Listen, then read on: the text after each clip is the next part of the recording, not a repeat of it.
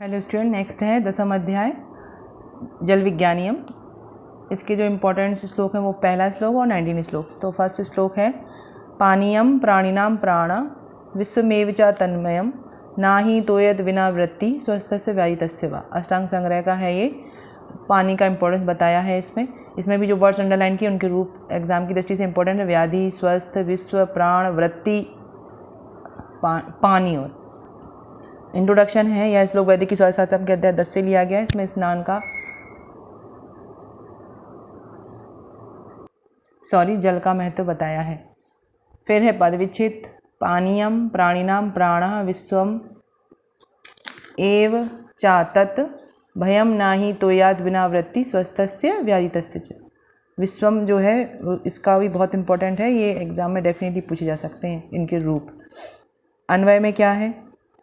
प्राणिनाम क्या बताया है? जल के बारे में बताया है। तो इसमें जो सब्जेक्ट है वो क्या है? प्राणिनाम प्राणः पानीयम विश्वम च तन्मयम एव तोयात विना स्वस्थस्य वा व्याधितस्य वृद्धि नाही। क्या एक सिंपल कॉन्टेक्ट पूरा गद्य बन गया ना कि प्राणियों के जो प्राण हैं और जो विश्व है वो जलमय है। बिना जल के ना ही स्वस्थ का जीवन है ना ही रोगी का जीवन है। तो इस तरीके से उन्होंने पूरा गद्य के रूप में, जबकि श्लोक में ऐसा नहीं था। शब्दार्थ में प्राणी नाम क्या है? जो लिविंग बींग्स हैं, बहुवचन का रूप है ये। पानी जल, तन्मय मतलब कि ऑफ इट, एव मतलब ओनली, तोयात मतलब ऑफ वाटर, वृत्ति मतलब अस्तित्व। तोयात वाटर अस्तित्व। विग्रह में क्या है? तत्मयम अनुनासिक संधि, तोयात बिना जस्त संधि। वाक्यार्थ क्या है?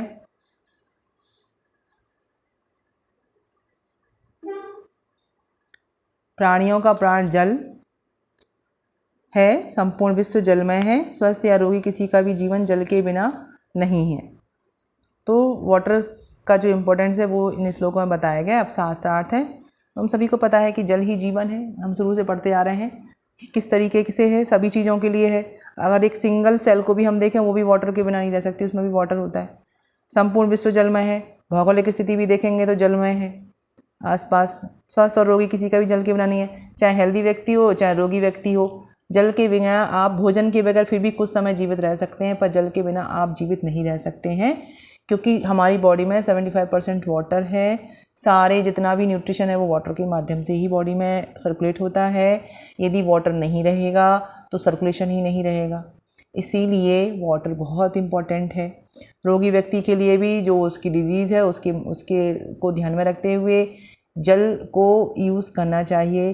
कम जल पीने की स्थिति आ सकती है कि ज़्यादा पानी नहीं पीना है, कम पानी पीना है, पर बिल्कुल पानी नहीं पीना है ऐसी तो शायद ही कोई स्थिति हो जिसमें ये बताया गया ऐसे रोग में कि बिल्कुल भी पानी नहीं पीना है।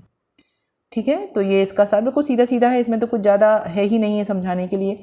सभी लोगों को इसके बारे में आइडिया होगा कि जल किस तरीके से हमारे लिए इम्पोर्टेंट। आप इसको बहुत डिटेल में पूरा बायोलॉजी के जो भी पॉइंट्स हैं वो भी ऐड कर सकते हैं, किस तरीके से वाटर का आपके जीवन में इम्पोर्टेंस है। नेक्स्ट श्लोक है इसी अध्याय का। अजीर्णे भैषजम वारी जीर्णे वारी बलप्रदम भोजने च अमृतम वारी भोजनांते विषप्रदम। इंट्रोडक्शन सेम है इसमें कि जल के बारे में बताया गया है। पद विच्छेद में क्या है? अजीर्णे भैषजम वारी जीर्णे वारी बलप्रदम भोजने च अमृतम वारी भोजनांते विषप्रदम। अन्वय में क्या बताएंगे? जो जल है उसके बारे में बताया जा रहा है। तो किस किस के लिए बताया गया है? तो वारी एक ही बार लिखा है।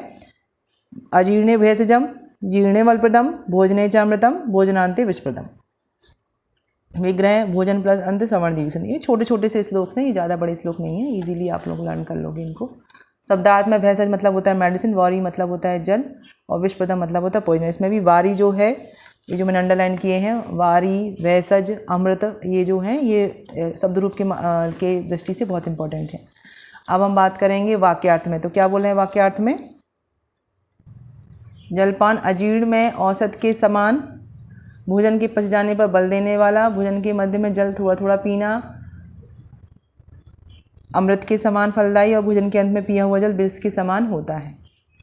ठीक है, तो जल जो है वो बताया है, लेकिन उसकी कंडीशन बताइए कि कब वो बहुत अच्छा फ़ायदा देगा और कल आपके लिए वो नुकसान कर सकता है। शास्त्रार्थ में क्या है? तो उसमें बताई हैं हमको 4 कंडीशन। पहला तो अजीर्ण बताया है।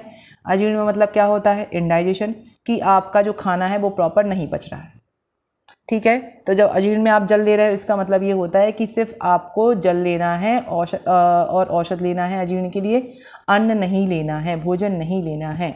इसीलिए जल को जो है वो औषधि के रूप में बताया कि आप उस जल में ही औषधियों को बॉयल करके उस माध्यम से उनको दें, जिससे कि जो अजीर्ण की स्थिति बनी हुई है वो जीर्ण अवस्था में होता है, जो इंडाइजेशन फूड है वो पच जाए। क्योंकि अगर आप भोजन भी लोगे तो अजीर्ण की स्थिति में भोजन तो पचेगा नहीं, और जो पुराना बिना पचा हुआ भोजन पड़ा हुआ है वो और परेशानी और बीमारियां खड़ी कर देगा। तो सिर्फ जल, क्योंकि जल पचने में हल्का होता है और बॉयल किया हुआ जल तो और भी हल्का होता है, तो इसीलिए अजीर्ण में जल जो है वो मेडिसिन के जैसा काम कर सकता है। दूसरा है, जीर्ण में क्या करता है, जल पीने पर बल देता है। आपका भोजन पच गया है, उसके बाद बोलते हैं ना सभी जगह कि खाना पचने के मतलब खाना खाने के 45-50 मिनट बाद पानी पीना चाहिए। क्यों? क्योंकि स्टमक से वो निकल चुका होता है आगे के लिए, तो वहाँ पर जब आप जल पिएंगे तो वो बल देता है। बल का मतलब ये होता है कि जब भोजन का डाइजेशन को फ़ायदा देता है, भोजन को डाइजेशन करने के लिए मदद अच्छे से हो जाती है, तो इसलिए वो बलप्रद होता है। भोजन के मध्य में मतलब थोड़ा थोड़ा करके जो घूट घूट पीते, जैसे आप खाना खा रहे हैं तो उसके बीच में कई लोग बोलते हैं बिल्कुल भी पानी नहीं पीना चाहिए, ऐसा नहीं है। थोड़ा थोड़ा बीच में आपको पानी ले सकते हैं एक घूट करके, तो वो अमृत मतलब क्या होता है कि आपको वो बहुत अच्छा नरिशमेंट दे सकता है। आपने जैसे कोई एक चीज़ खाई, आप उसके बाद एक घूट पानी पी, जैसे आप रस चेंज कर रहे हैं, 6 रस का युक्त आहार आपको ले रहे हैं, तो आपने पहले मधुर रस लिया, उसके बाद थोड़ा सा पानी पी लिया, फिर अम्ल रस लिया, युक्त आहार लिया, उसके बाद थोड़ा सा पानी पी लीजिए। इस तरीके से क्या होता है कि आपका जो कंठ है ये शुद्धि होती रहती है और भोजन को पचने में भी मदद होती है। थोड़ा थोड़ा ही पीना है यहाँ पर, ठीक है। भोजन के अंत में यदि आप पिएंगे तो विष के समान होता है। भोजन के अंत मतलब आपने खाना खाया जस्ट तो खूब सारा पानी पी लिया, तो वो विष के समान है। विष के समान मतलब कि आपका जो भोजन है वो प्रॉपर डाइजेस्ट नहीं होगा, डाइजेशन नहीं होगा तो फिर वही अजीर्ण की स्थिति बनेगी। अजीर्ण की स्थिति बनेगी तो वो नुकसानदायक होगा, तो इसीलिए पॉइजनस बताया है। सबके अपने अपने कंपेरिजन बताए हैं कि पहले अजीर्ण के लिए औषधि हो गया, जीर्ण के लिए वल हो गया, भोजन के बाद में अमृत हो गया, भोजन के अंत में जो है वो विष हो गया। तो आप देखिए जो कंपेरिजन के लिए वर्ड्स लिए हैं वो कितने सोच समझ के लिए हैं कि आपको किस कंडीशन में कौन सी चीज़ कितना काम कर रही है, ठीक है। तो जल जो है उसका अलग अलग कंडीशन में अलग अलग प्रयोग करने से उसका जो फल है वो भी अलग अलग प्राप्त होता है। इस तरीके से ये पूरा मैंने शास्त्रार्थ बता दिया है।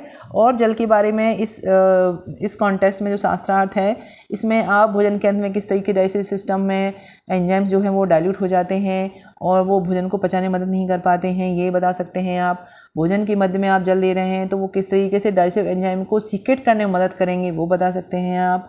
जीर्ण के बाद में यदि आपने भोजन जल पिया है तो आपका कैट ट्रैक कैसे क्लियर हो सकता है उस चीज़ को लेके आप बता सकते हैं। तो इस तरीके से चीज़ों को समझाया जा सकता है। तो स्टूडेंट इस पूरे वीडियो में हमने 10वें अध्याय के जो दोनों श्लोक थे उनको कंप्लीट किया है। बहुत छोटा चैप्टर था ये, इसमें मात्र 2 ही श्लोक थे छोटे छोटे से पानी के लिए जो बताए गए थे। अब इसके आगे जो अध्याय होगा वो एकादश अध्याय होगा। हमने 10 अध्याय वैदिकी सुभाषित साहित्यम के श्लोक्स के पूरे वीडियो कंप्लीट कर लिए हैं। अब मात्र आगे के लिए 10 अध्याय बचे हुए हैं। उस 10 अध्याय के बाद हम नेक्स्ट कौन सी सीरीज़ स्टार्ट करना चाहिए आप लोग बताइए जिसकी आपको ज़रूरत हो, नहीं तो फिर तो मैं अपने हिसाब से बनाऊंगी। यदि आप लोगों को चाहिए कि नहीं इस टॉपिक के बाद में हम ये टॉपिक के वीडियो बन जाएँ तो आपको एग्ज़ाम के लिए ठीक रहेंगे, तो फिर मैं वो ही वाले वीडियो बनाऊँगी। चलिए, थैंक यू वेरी मच। आप लोग इनको देखिएगा, पढ़िएगा, लिखिएगा, अच्छे से लर्न करिएगा, एग्ज़ाम में लिखिएगा।